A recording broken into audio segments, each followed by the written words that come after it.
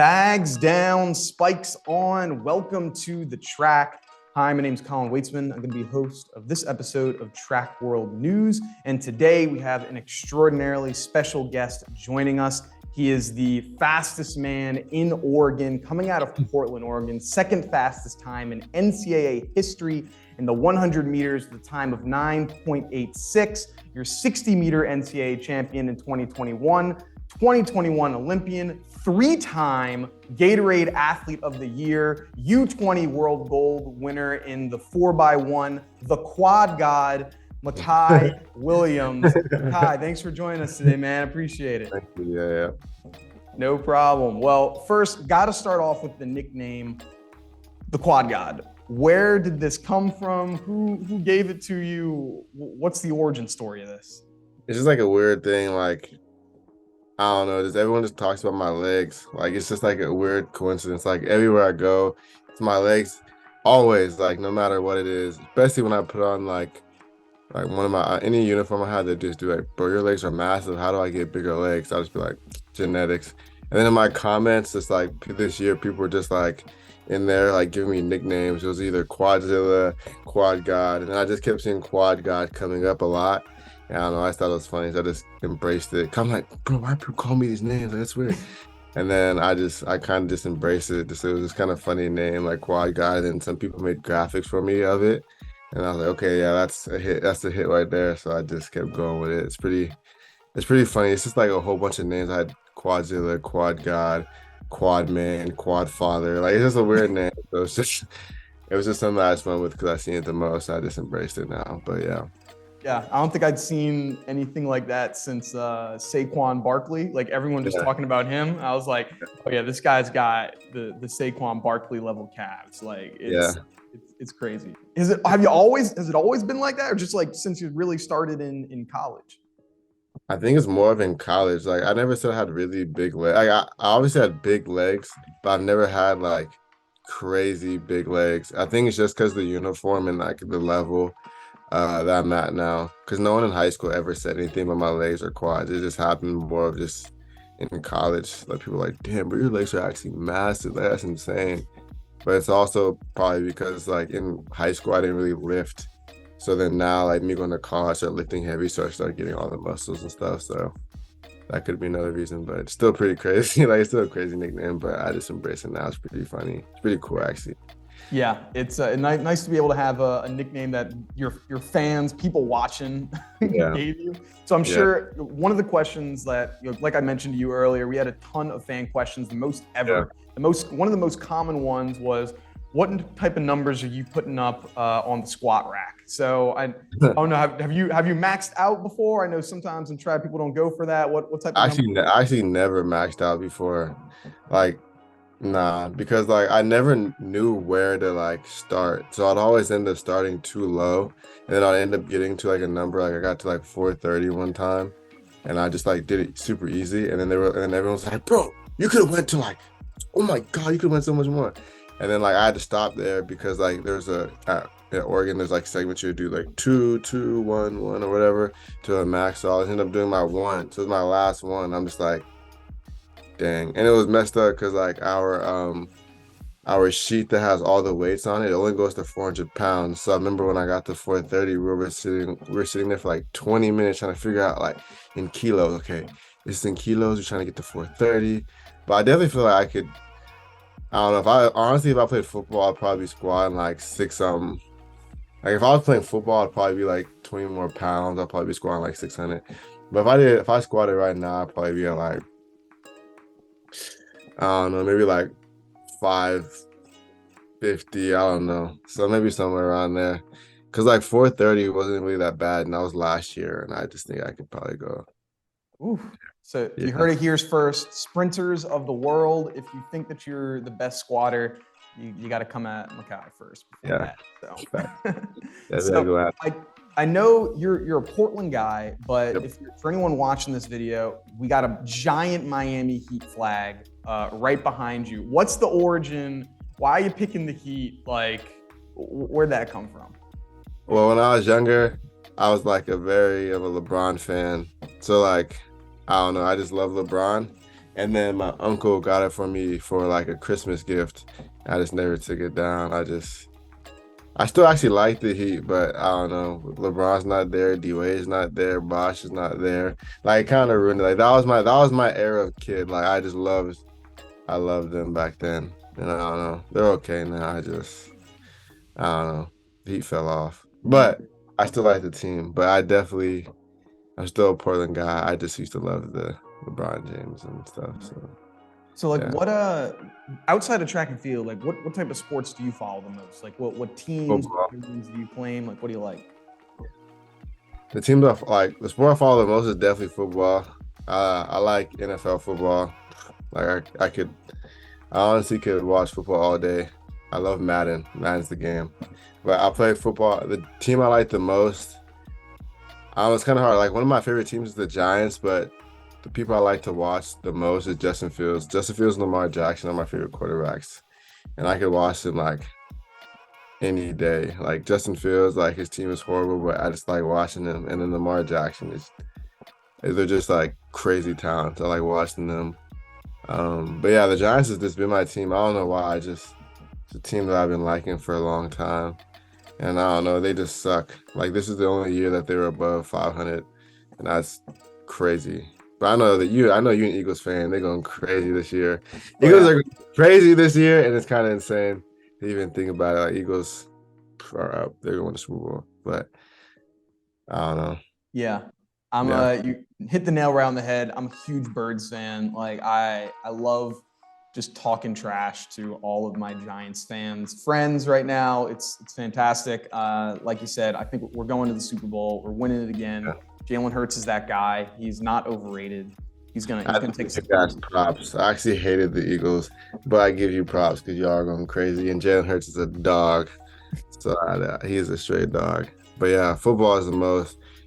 Yeah, football. I keep it with basketball a little bit, but not as much as I used to. Football is just like, I don't know, it just got my attention. I just can't stop watching it. But yeah, football. For sure. What did you play football, or what kind of sports did you do when outside of just track and field? I did like every sport, but football was the first sport that I like officially started. I remember my grandma put me in it without my mom's approval. So I remember I was playing football without my mom knowing, and then she was like, no, no, no.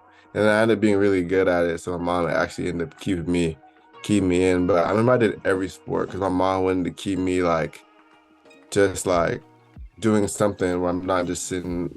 So I remember in the fall, I would do like basketball. I'd do football in the fall. Winter, I'd do basketball. And then springtime, I'd do baseball. And summer, I'd do track or somewhere around there all the time. And then I ended up just saying I hate baseball. I only did spring track and then summer track. And then I would just do that as a constant cycle. I think it was good. It kept me busy and kept me engaged because I always had practice. So I was never doing the wrong thing. I was like, okay, well, I got football here. I got what's it called here. I got what's it called here. So I was always doing the right thing all the time. So it's pretty good. What position were you for football? Football? It depends. Like I played like literally every single position besides quarterback. But my main position was either slot, running back. I played corner and safety. But did you ever want to go to school for track or for football, or was it always track and field all the way? Nah, I was definitely football. I wanted to play football, but my mom, first off, the school I went to, our team was horrible, and our team ended up getting cut my sophomore year. So we ended up having no football team. So I ended up just saying, okay, I was 100% focused on football because we only had 11 players. My freshman year that I played, we had 11 players, only 11 on both sides. So I was playing literally every single position. Some games I was over here trying to throw the ball. I'm like, okay. But I played 11. My mom, the next year, I remember my mom was like, you're not playing. There's only 11 players. You're not playing, and I'm not going to take the chance of you getting hurt and losing your opportunity to run track in college. And at that time, I hated my mom. I was like, no, I want to play football. Mm-hmm. But I guess it ended up being the right decision. But I still like football. Like, I don't know. I still could see myself being up there with Tyree Kill. That's why I sent him a message. I really texted him. I was like on Twitter. I'm like, you don't want the smoke, like whatever. He ended up calling back, but he's scared. He didn't want.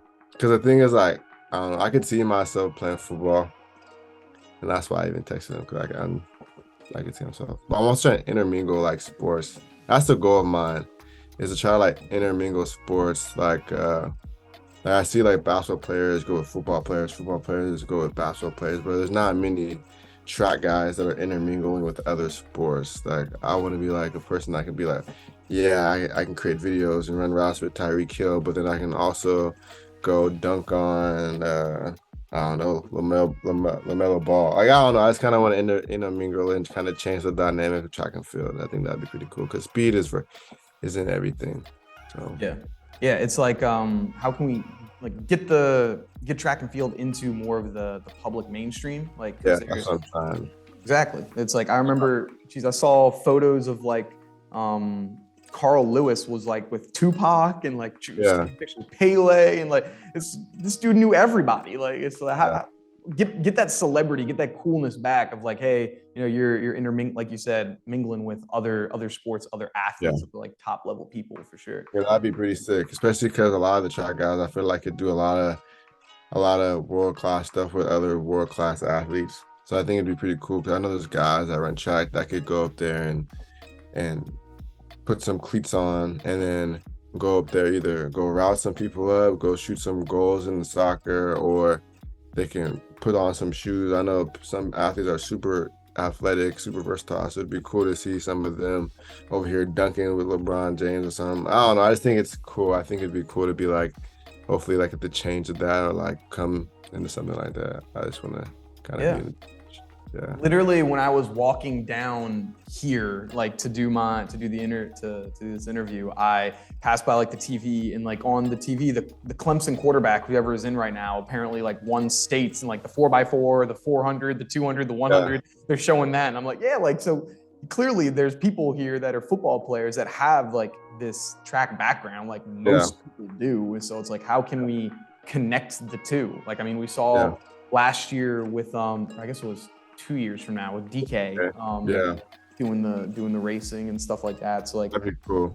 Yeah, how to connect. Imagine if he came over to our sport and then we came over to his sport. Like, you know how cool that'd be. Like the best track and field athletes, let's see if they can guard DK. Like that's just how I think. Like it's just so cool. Like I don't know, the possibilities. He came to our sport.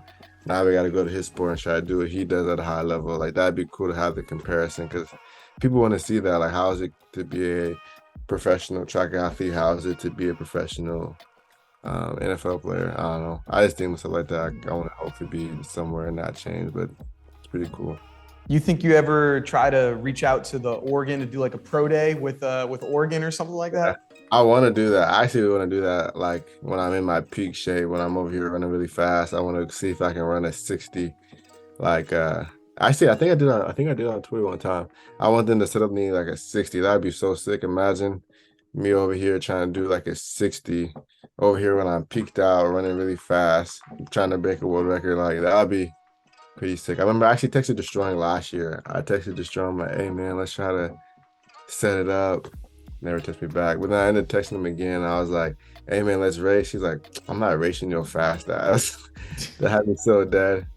But yeah, I don't know. That's hopefully a goal. Like I think I could. I definitely have the build for it. So I definitely think it'd be pretty funny, pretty cool. Sure. Yeah. Sure. And so you mentioned earlier, just a second ago, the Tyree Kill, Tyree Kill moment here.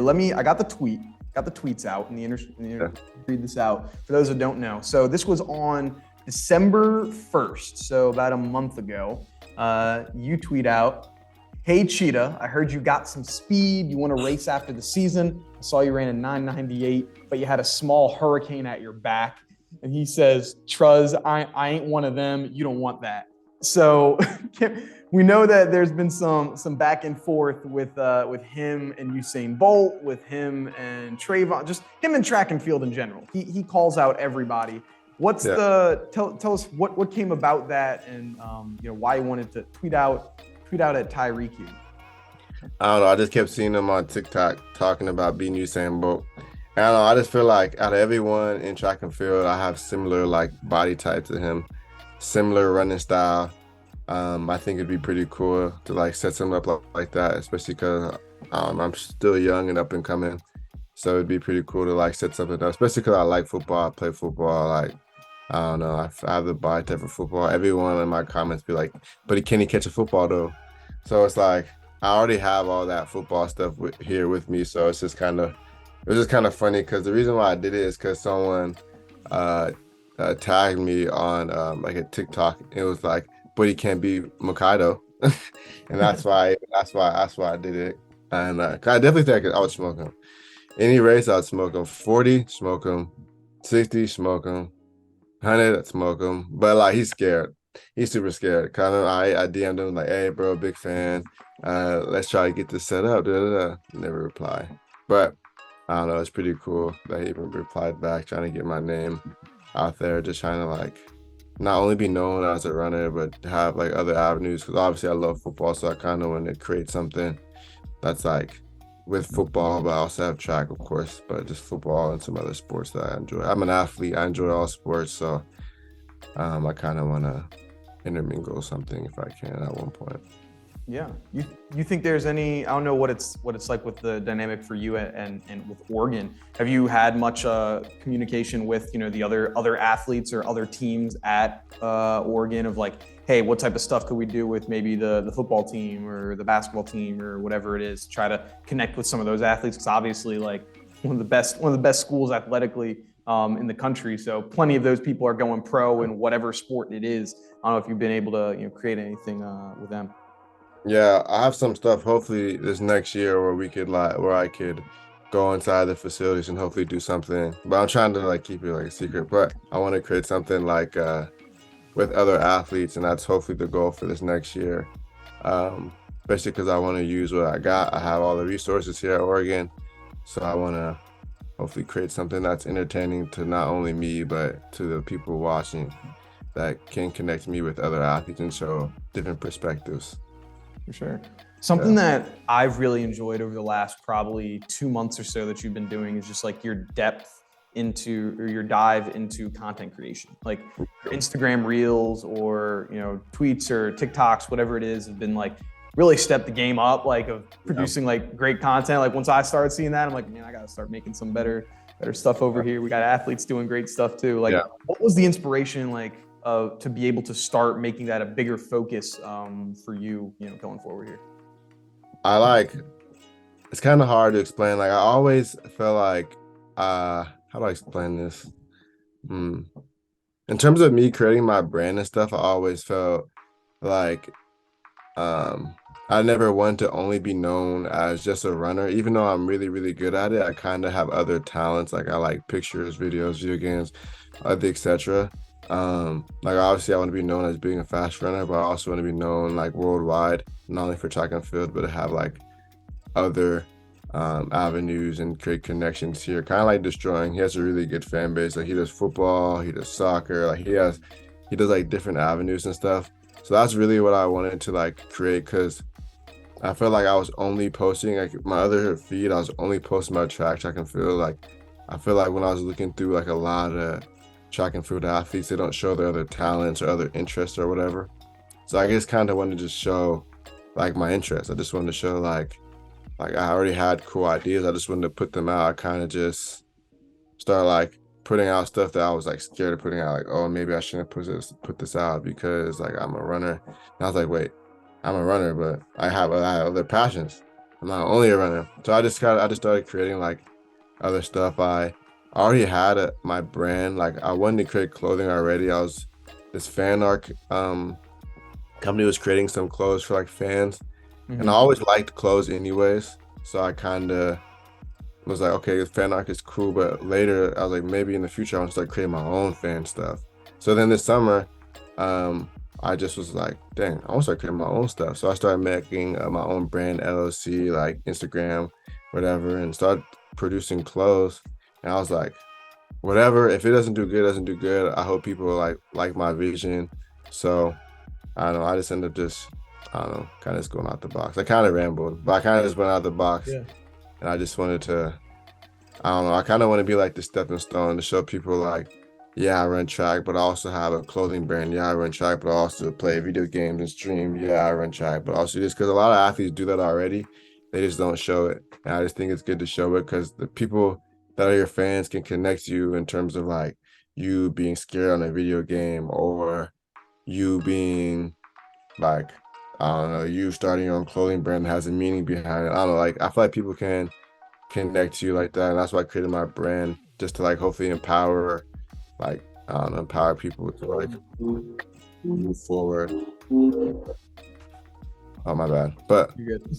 but hopefully empower people to hopefully like, I don't know, because my brand, like the meaning of it, it's my initials. It's MJW because my name is Micah Williams. And then the meaning behind like my streetwear brand is don't let judgment inflict who you become. Just trying to like empower people to not let someone's judgment like change who they become. That's kind of how I felt when I was like trying to like start this brand. I was like, I don't want to do this because people are going to like judge me or do this or do this. So I kind of like wanted to create my brand after like hopefully empowering people to become who they are. But yeah, that's pretty much what happened. I just started realizing that I can do whatever that I want, and if people don't like it, then it's on them. Like some people will like it at some point. So yeah, and like I went on this morning to see it, to check it out again, and it seems like you're killing it. Like I went to go try to buy like a shirt, and it's like, damn, every size is like out. You have 2 left and like a few like. It's selling out quickly. Yeah. It's like it's pretty cool. Like the character guy is just like it's really dope. I like him.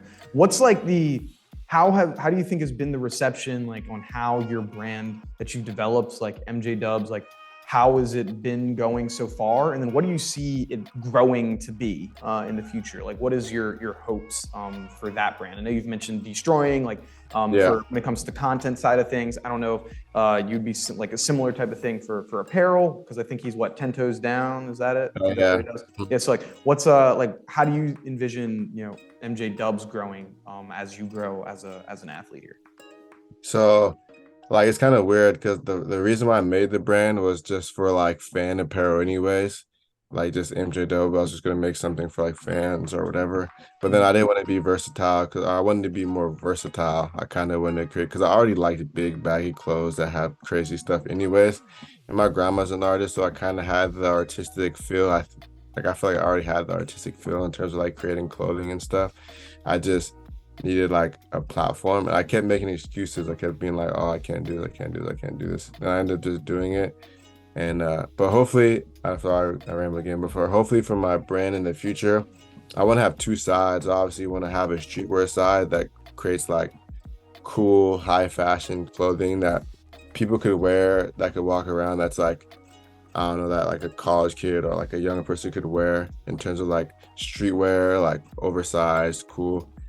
People could just wear, then they know the meaning behind it, like hopefully like for adjustment, hopefully to help empower the people. And then hopefully I would have another side that's just like fan apparel clothes, like here it is, I'm about to run at, I don't know, Worlds or this, so people can buy specific clothing there. But in the future, hopefully I can just get big enough to where I could just like start creating anything. Like hopefully I have good enough like a fan base where I can start creating big clothes off the crazy ideas. 'Cause I have crazy ideas for clothing, so I could hopefully just like people can start buying it and have like a bigger fan base, and hopefully hire people that can manage this part of the brand, and then hopefully keep growing. Hopefully a cool thing, I seen like Allison Felix has her own brand. Yeah. And I think it'd be really cool to like ultimately have my own brand one day, and then maybe sponsor like other athletes. And I don't know, I just think that's just big, but hopefully I could like one day have my own brand and create spikes and shoes, and like hopefully like sponsor other athletes that are coming up to wear my brand. Hopefully I have a big impact on the track community, and then I could start helping people that way. And then I don't know, ultimately my goal is hopefully to help inspire people worldwide. My goal was hopefully to inspire people within Oregon in terms of like creating like this cool streetwear clothing, because that people could wear it, because it's definitely a style now. Like people love like the old vintage oversized look, and that's just always what I liked, even before like it became super trendy. So hopefully I can go worldwide, and I can start having people like, it was cool like when I first dropped it and there's people buying it from like Maine. I'm like, how is someone from Maine following me, and why Yeah. are they not sure?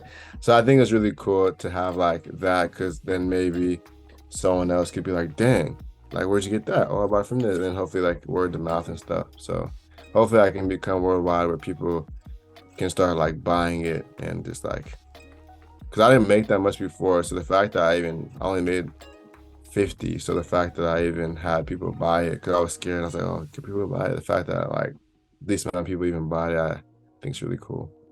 Yeah, it can be nerve-wracking putting this stuff out because it's like you don't know if anyone's gonna get it. And it's like I remember when I was, making a shirt or just starting with this, I'm like, is anyone outside of my mom and my dad gonna actually Yeah. listen or gonna actually do it? Like Yeah. it's like a sense of vulnerability. Like you have no idea what's gonna happen. Then, when you get your first purchaser from Maine or your first follower that isn't one of your friends, it's like, Yeah. whoa, this is bigger than I thought. Like it's a cool moment. So it's like, That was really cool. yeah, for sure. Really cool for that to happen, especially because I don't know, this guy that I met this summer through this camp, he has his own screen printing company out here named Yep. Laneway Studios. And I remember I was like pretty much interning him, just like asking if I could just like learn all the details about screen printing and stuff.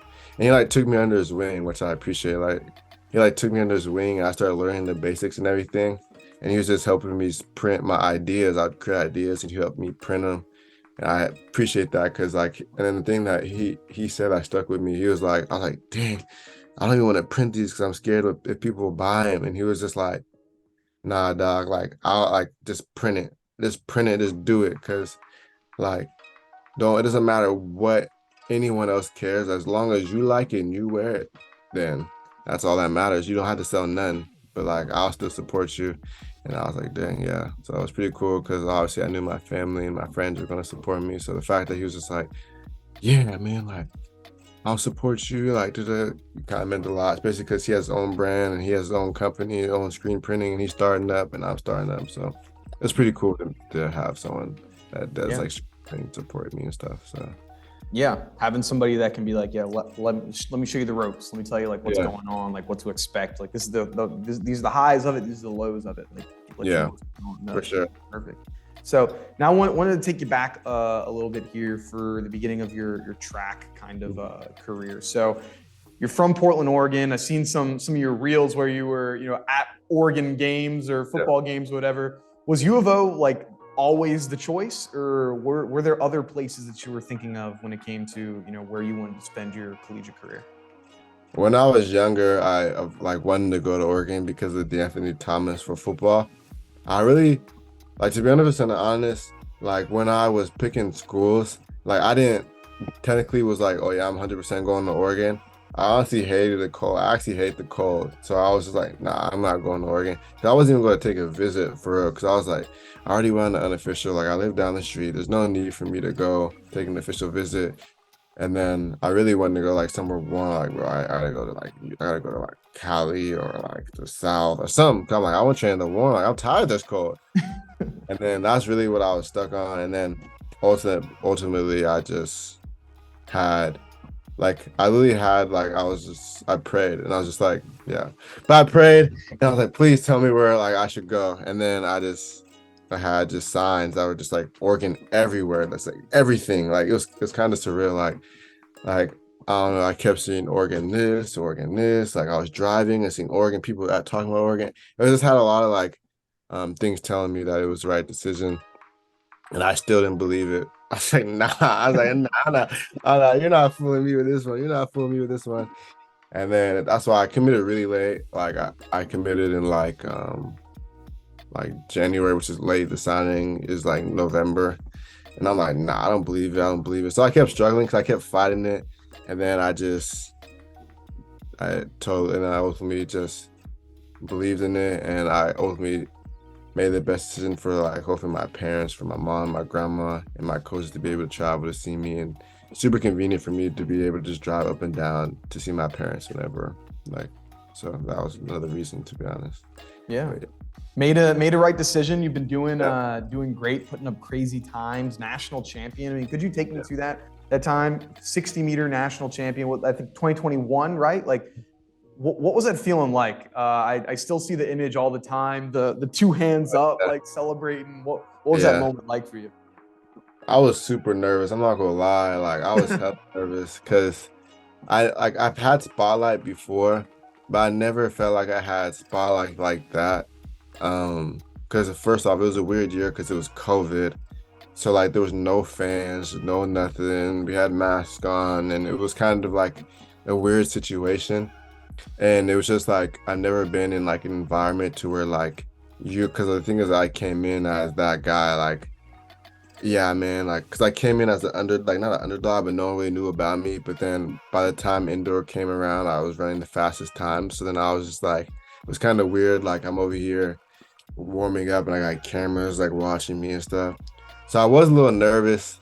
Um, that's probably why I was like so slow to react. But I was a little nervous, and I just didn't want to false start. Like that's the only thing that I was thinking about because I practiced like a week before I false started. First time ever, like false start, like oh my god, like I'm so nervous.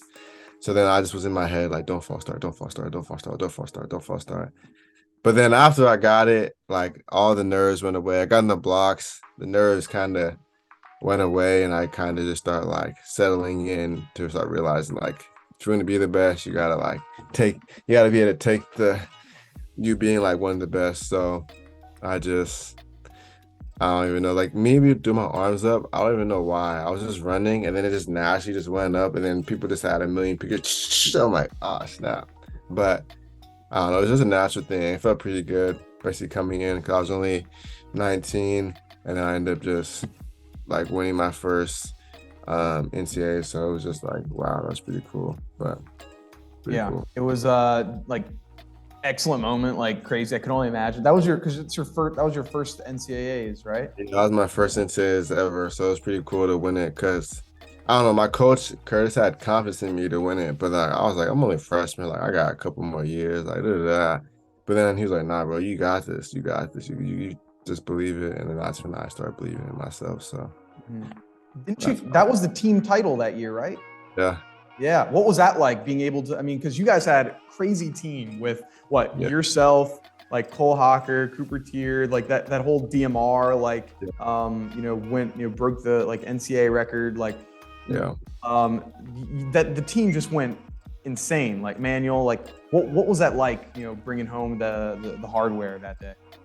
Yeah, it was just still a crazy like experience. Like I still can't even imagine it. Emmanuel is the dog because he came there in January and he won the NCAA in March. Like he Yeah. literally landed in Oregon in January after break and won NCAAs in March. Like he's a dog. But I don't know. It's just like I didn't realize how crazy my team was until I got there. I was like, okay, I won. We got this team title. My roommate Gas has made it. Like I think he got fifth. Then I'm like, okay, we got two people. That's a couple points. And then all of a sudden I see Cooper win that. Oh snap! Cole won. I'm like, oh snap! The DMR won it. Oh snap!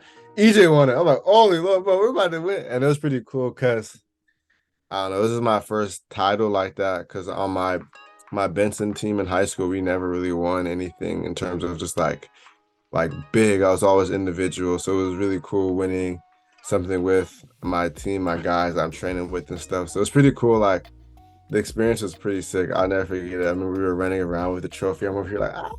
Like it was pretty fun. And I don't know. I was hoping that we could have won the triple crown. Like I would have actually blew my mind if we would have won the triple crown. But the fact that we won indoor for my first time and I could contribute to it was pretty cool.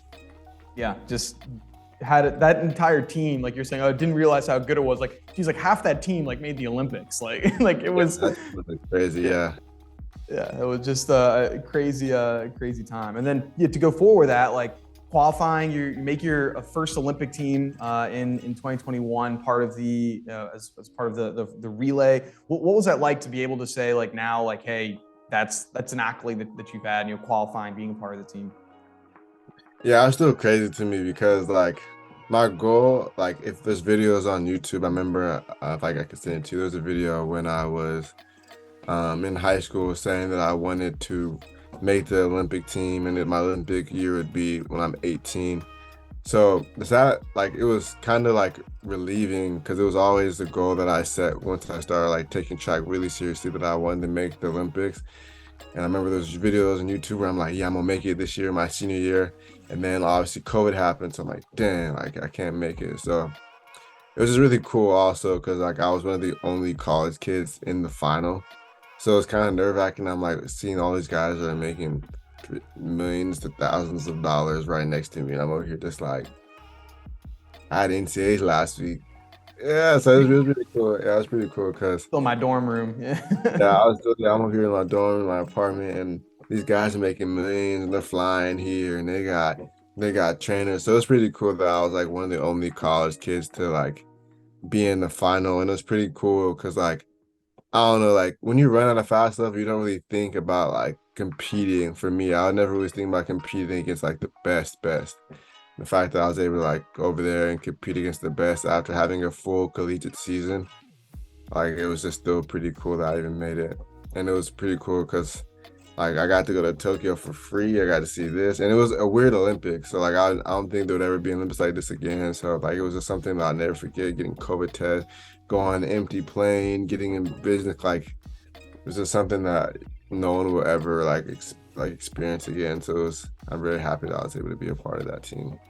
Yeah, for sure. I know, obviously, like everyone wants to, compete and be able to go. I know there was some like I've heard some stuff from the people that were there, like Trayvon and all them of like what was going on with the like just the relay. Like from your perspective, like what were the feelings for you? Where it's like, hey, you came fourth there. Obviously, you believe you're deserving of going. You dropped crazy time that year as well. Like, what were kind of the emotions like when you're like, hey, I'm ready to go. Like, I want to compete, but then your name just didn't get called, unfortunately. I couldn't even be mad. I actually like I was mad in the moment, but then in reality, I don't know. The coaches made like a decision, so I ultimately had to like go with it. If they didn't think I was ready or they didn't think they believed me to go, then I just wasn't ready. I have no hate towards anyone. I just think it was a learning experience for me, to hopefully not make it like not only make it for the relay, but hopefully make it for like the individual. But it was good. I learned a lot. I was able to train with them. Like I've never been able to train with guys that are like running that fast. So it was pretty crazy. I'm gonna be running, trying to hand off to Fred Curley, and I'm like, this guy's insane, and he's huge. Like, this guy's huge. Oh, we're trying to hand off to Fred Curley, and we're saying stick, and this guy's taking 2 steps. Mom, I'm doing an interview. But yeah, but it was just crazy. Yeah, it's just still crazy. Just like, I'll just never forget. I was running on the track that we were training at, and I'm over here trying to hand off to Fred Curley, and they're like, "Run faster!" I'm like, "I'm running full speed." Fred Curley's just like just massive. But I don't know. It's just pretty cool. I like training with them, and then obviously something like Fred Curley and Noah and Grant like took me under their wing. So I appreciate that, and it was just pretty cool. Like I was rooming with Ariane, so it was pretty cool. Like we were the young bucks on the block. He's 17, I'm 19, so it was pretty cool to create connections like that. And obviously, like our room was me, Arian, Javon Harrison, because I knew him because on my visit in my USA team, I had I had Kenny Selman who retired, but he did 400 hurdles. Mhm. I had Randolph Ross, and then we had Donald. He he does the triple jump. We called him Donald Daddy Scott. Donald. Yeah, call him Daddy Donald. Me and Aaron, because he was old and he's 29. Like, man, you're a daddy, you're really a daddy, Daddy Donald. It was really funny. Like, then we had I don't even know we had another guy. I can't remember his name, but those are the I remember for a fact. It was really funny, but I don't know. It was pretty cool creating those like connections in the track and field world. So it was pretty cool to like go and like I don't know, be roommates with Arian and see who he is and be roommates with obviously some of the people I already knew. But I don't know, it's pretty cool. It's pretty cool. Get to meet some people off the track and see like, okay, you're not just an athlete, obviously. Like you're a person, you play COD, you play Madden, just like me, whatever it is. So yeah, for sure. And so I'm curious on the flip side of things. So obviously, like the extraordinary high in 2021, like national champion, fantastic. And then 2022, fortunately, doesn't go your way with the false start. I remember watching that moment. Curious, like what was going on in your head? Like, what happened there? Like, what was your reaction to, that moment? And then how do you, take that and then move forward with, that experience? Like during the moment, I was very disappointed, but obviously I have like great parents and great supporting staff, and I have coaches, and they like just getting me out of. They got me out of the bad group within like seconds. Like they were like helping me out and stuff. And yeah, that stuff is sad to me, but ultimately, like I wanted to be there for my team. So even though I did bad, like I know my teammates were there and supported me. So then ultimately, I was just trying to be like the best teammate I could, or like the best friend for like my other teams. Like my friend, one of my best friends, Talitha, she won, so I was getting hyped for her and stuff. And then even like other people that actually false started, like Aaliyah Armstrong on LSU, she false started. I went up to her to make sure she's good. So I don't know, like it was bad, but like ultimately I learned something, and I actually learned like to like be a better teammate. Like I was just trying to be a really good teammate for everyone, even Jaden who made it in the finals, and Kimba that didn't do like she won. I was just trying to be a really good teammate, and I don't know, like it hurt when I was there, but the next day I was just trying to be like the best person I could be. Oh my God. Oh my God. But I was just trying to be, I was trying to be really good. It happens. Like, I don't know. I just reacted to the first sound I heard, but the guys won, so I can't really go back. So it was really good. I can't really go back, but I could just say like the one thing I did learn was to like embrace what happened, and I ultimately was just trying to be the best teammate, or best friend to support. I don't want to like be grouchy and say I'm not going to be or hide. So yeah. So not anywhere near the same level that you competed on, but I had a similar experience when I was in college. Like I came in for conferences, so not for nationals, but that was like my nationals. I wasn't gonna be that good. So it was like came in as the number one seed, and then I no-heighted. I was a pole vaulter, one of those crazy guys. And it was like, damn. And then we lose by 8 points, and I was projected to win. So I was like, well, that's great. Like feel good about that. So yeah, it's like, but hey, just because you lose, like doesn't mean you can't help your team, to be better. Cause it's like, it's such a long, it's a 2-day meet. It's like your 6-second race isn't, the end all be all. There's so much more stuff going on for sure. Definitely. And then this outdoor season, like you dropped some of the craziest times in NCAA history, 9.83 windy, 9.86, like what was the season like? Like, how did you feel about this past outdoor year for yourself? it was definitely good. It was more of just a learning experience again. Like when you have really good success, you gotta know when to have really bad success, or like really bad. But I think it was really good. I worked my butt off. Like I was going the hardest I can, especially because I did bad indoors. So I was trying to like use that fuel to hopefully fire for me and win NCAAs outdoor. Didn't happen, sadly. But every time I lose, or even when I win or lose, I also learn. Like if I lose, I learn what I did wrong, what I did this. So like even when I lose, I still learn. So like when people be like, "Oh, you're supposed to win," like you're horrible, or you choke, you roll, I still learn like what I did wrong and what not to do. I'm ready now. I'm like just as confident. I'm finding balance in between and everything. I think the track and field, finding balance, because when you're in track and field, you're in there for 11 months, 10 months straight with hard training and running indoor and outdoor. So it's very like mental driven. And I definitely found balance in terms of like starting my own brand, starting clothing, doing social media. So like I have good balance in between. So I'm not only focused on track, because if you're really, really only focused on track, I think it's like very hard in your mental state, especially if you're doing really good and you're like, damn, I'm up on top of the world, I can do this. And then when you're doing really bad, you're like really down. So it's really good that I found balance in between. And I think being an athlete, track and field athlete, or an athlete in general, I think finding balance is like a key to your success, 100%. Yeah, it's like I'm not just an athlete. There's so many more things that I am, and it's like can become easy to become engulfed with things. Like it's like, hey, this is my entire world, especially when it's like got the outside noise of media like myself and fans and other things like telling you what you should or shouldn't be. It's like can become a lot. For sure. Cool. Now I got some fan questions for you. Let me start it off here with off the track stuff. So this is from I think you may know him, Aaron Chow. Yeah, that's my roommate. My roommate. He says, who is the best Mario Kart player in your friend group? This dude named Brandon. Oh my God. This dude named Brandon, he goes to Lane.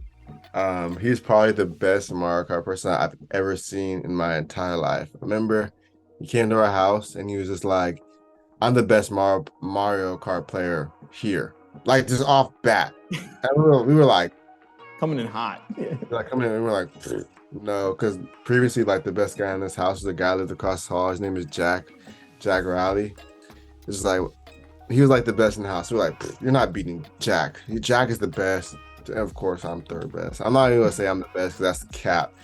But I was like, yeah, I'm the third best. And then this dude came in here and just dominated. Like, he dominated us. And we were just like, okay, 200 is too fast. Like, it was 200. So they went to 150, dominated us again. And then we're like, okay, let's go to 200. And then they started doing shortcuts. We're like, he's like, you all know the shortcut on this one? And we're like, no. And he was just dominating us, and it was crazy. He ended up dominating. He ended up getting Mario Kart at the house. We're like, he's honestly the greatest person I've ever seen in my entire life. He came in, dominated, and then left. Like, that was probably the most crazy stuff ever. And I pride myself on getting better at Mario Kart. Like, next time he comes around, you better watch out for whoever you are. Yeah, no, he's crazy though. He'll probably still dominate. And the thing is, he said he hasn't played Mario Kart in a couple of years, so I can imagine what he was doing. Like, he had world records, he said. I can imagine if he played every day. Like, that's ridiculous. But yeah, he's the best Mario Kart player I've ever seen. So Aaron, sorry it's not you. Unfortunately, maybe L. Aaron. Yeah, he's not L. Aaron. Next, I hope you know this guy. Giove X Castro. Oh yeah, Gio, yeah. Okay. He says, who is your favorite Xbox friend? Probably Gio, to be honest. I'm trying to think. My other friend, he ended up getting a P5, so he ended up leaving me behind. And then my other friend's barely playing me, so. Okay, let's do this. If it's my most consistent friend that plays the game, I'd say Gio. If it's my least consistent boy, I'd say Willie. Because he's on like so inconsistently, but I say Gio, yeah. There you go. Gio got the shout out. Shout out, Gio. Shout out, Gio. Up next, so this is from Show Rocker. We kind of answered this already, but we can say it again. Did you play any other sports? Yeah, I did football, basketball, track, and baseball. Hated baseball. Actually hated track. Only sport I liked was football and basketball. I was horrible at basketball, so I did football. And then the reason why I even started really taking track seriously was because I broke my ankle in 7th grade playing football. And then, like short story, my coach playing football recommended this guy, which is a track coach, to help rehabilitate my ankle. And ended up being like a legend in Portland, Leon. And then he ended up helping me. He ended up being like, man, I see you got talent. I think you can be really good. I see you got speed. I see you got wheels. But like, if I want to help you, you got to take track seriously for a year, because he knew that I just like played around, messed around, didn't take it seriously. He said, you got to take it seriously for a year if I help you. And I'm like, fine. And then I end up running crazy times. I'm like, I'm not about to take this seriously. Next year, then I end up taking seriously again next year and end up dropping crazy times again. I'm like, oh no, there's no way. I want to be a football player. Like, I don't even want. So it just ended up happening. Like, it's just crazy how things work. Because I never in the world, if you'd have asked me my 7th, 8th, 9th grade, I would have been like, I'm going to NFL. Like, I'm gonna try to go to the NFL as much as I can. I'm gonna go play for the Ducks or this team. And because I wanted to be Danny Thomas, the Michael James. I wanted to be like them. So there's no shot I'm going to play any other sport. And it's just funny how things work because now I'm one of the best like track and field athletes. If I never broke my ankle, I don't think I would ever took track seriously. So I just think it's like a blessing for sure. Yeah, it's crazy how those moments where I'm sure when you break, you're like, dang, like I man, I want know. to get back on the field with where there's Yeah. 11 guys on one team. Yeah. I got to play both sides. But then Yeah. it's like, oh wait, well, if that doesn't happen, maybe I'm not an Olympian, a couple Yeah. years down the line. So it's Yeah. crazy how it works. Yeah. Then X Jason X says, can you tell the Amazon story? Oh yeah. Yeah, during COVID. That's actually funny. That's funny. So if there's like there were a thing what I'm talking about, but it was UPS. But I think every article writes it weird. But I worked at UPS um when I was during COVID trying to buy like my first camera because I like photography. So I was working UPS trying to buy my first first camera, and they had me working crazy. I remember they had me lifting, like they knew I was an athlete, so they had me on. There's this thing called e-regs, which are all the packed is 70 pounds and heavier. So they every time I go into work, it'd be from like 10 to like 4 a.m. I'd be carrying the heaviest packages in the world. And like I remember they used to put me like literally like I'd be over here in the lightest box, like I'd be in the lightest cabin or whatever, and then they would literally call me and be like, "Hello, me in my car here," and I'm like, oh, and then they're like, "Hey man, we need you in the E-reg pile." I'm like, "No shot!" And they had me lifting these 70-pound packages, struggling, and then I don't know. I just ultimately I did what I had did. I struggled. I got the money I could to buy my camera, out of there. I was out of there so fast, like it didn't even make sense. But I don't know, it's just a kind of a funny story because no one really thinks I was over here working at UPS grinding to get a camera or at least to get some extra cash during COVID. Like people just like, oh, he's fast, he has money, he has this. But yeah, I had a couple jobs. That was the worst. That was the worst one. And it was from 10 to 4. So like it was kind of a weird time. Like I had the whole day, but then I'd have to sleep, and then I'd have to like go to work from 10 to 4 a.m. And then like I wasn't tired getting back at 5 a.m. And then I'd have to like, yeah, it was kind of a weird thing, but I don't know. It was cool because I ended up getting like my first camera there, and it was kind of cool because I worked hard for a couple months to get my camera. Yeah, it was worth it. Those hours suck. 10 to 4 a.m. Are you kidding 10 me? to 4, yeah, it was pretty bad. It's because I didn't want to go from 5 to 9 a.m. And then I didn't want to go from 1 to like 8 or whatever, 1 p.m. because I didn't want to miss the middle of the day.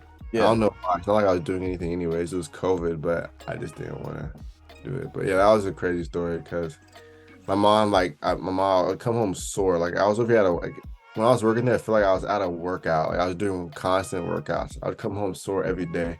And my mom would be like, you gotta quit. You're about to go to college. You're about to go be training at Oregon. I'm not about to have you hurt your back trying to lift up these 80-pound, 90-pound boxes.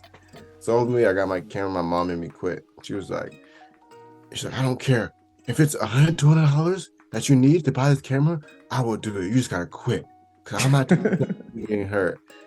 And it was just pretty funny, yeah. There you go. Well, that's wild. That's wild.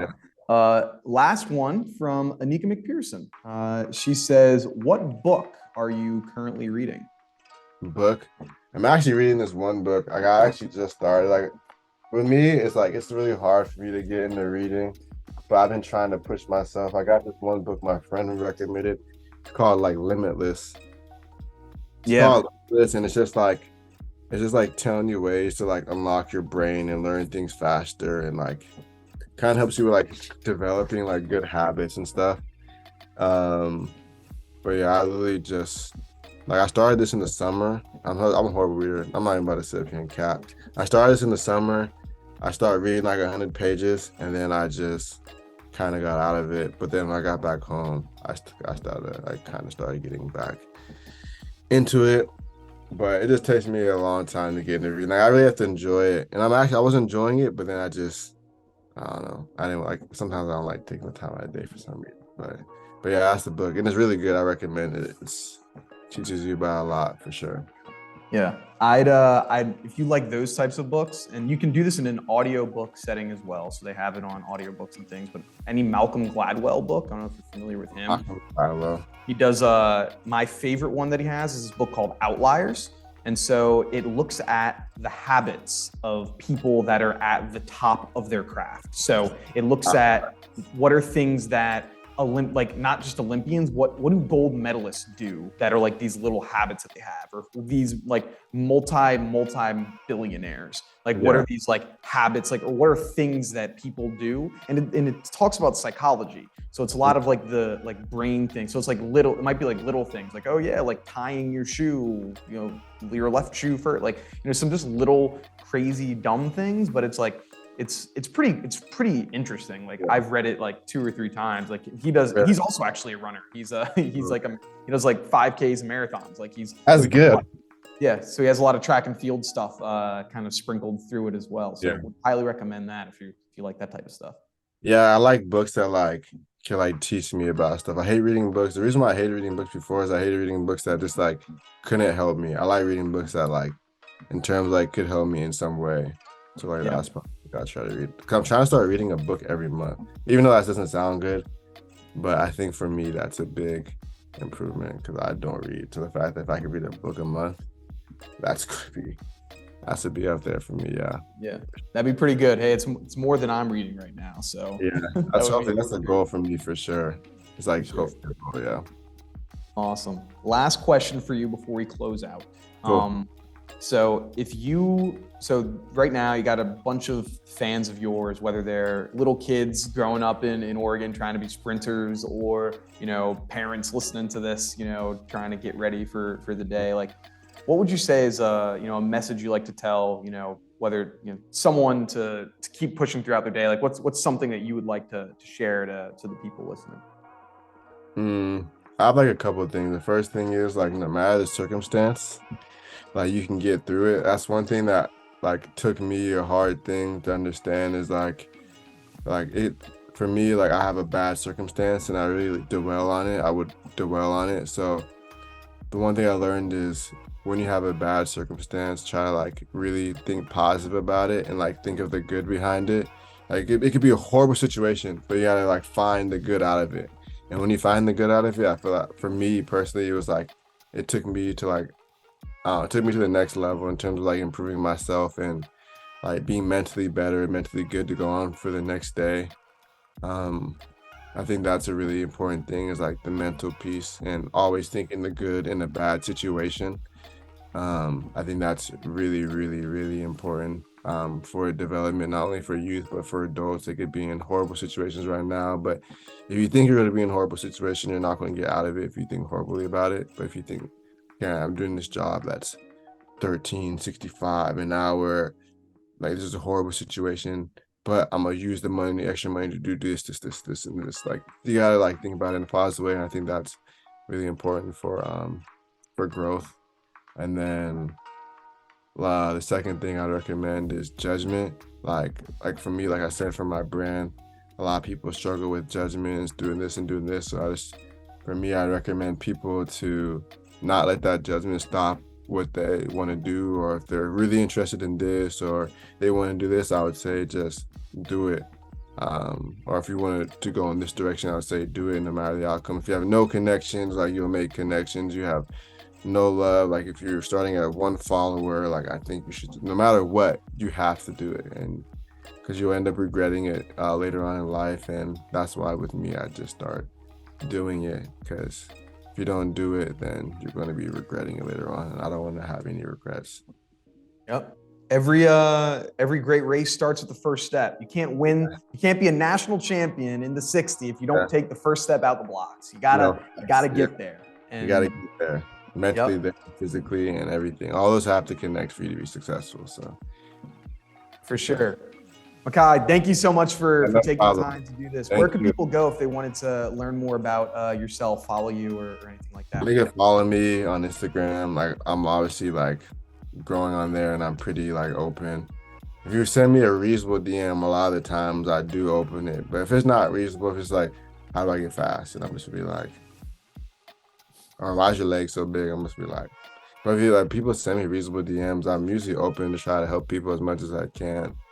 Especially if I see it, like I'm pretty open and yeah, Instagram, and I'm obviously on there trying to like inspire other people. So Instagram, I'm more on Twitter now. Like I post whatever now and then. That's funny. But yeah, Instagram, Twitter, whatever. Anything with my name on it. Awesome. Well, Yeah, thank you so much no for problem. taking the Thank time, you. Micah. It's been awesome getting to know you. And thank you to everyone for listening. This has been another episode of Track World News. If you want more content, go follow us over on Instagram at Track World News. But thanks. Have a good one. Peace. Thanks.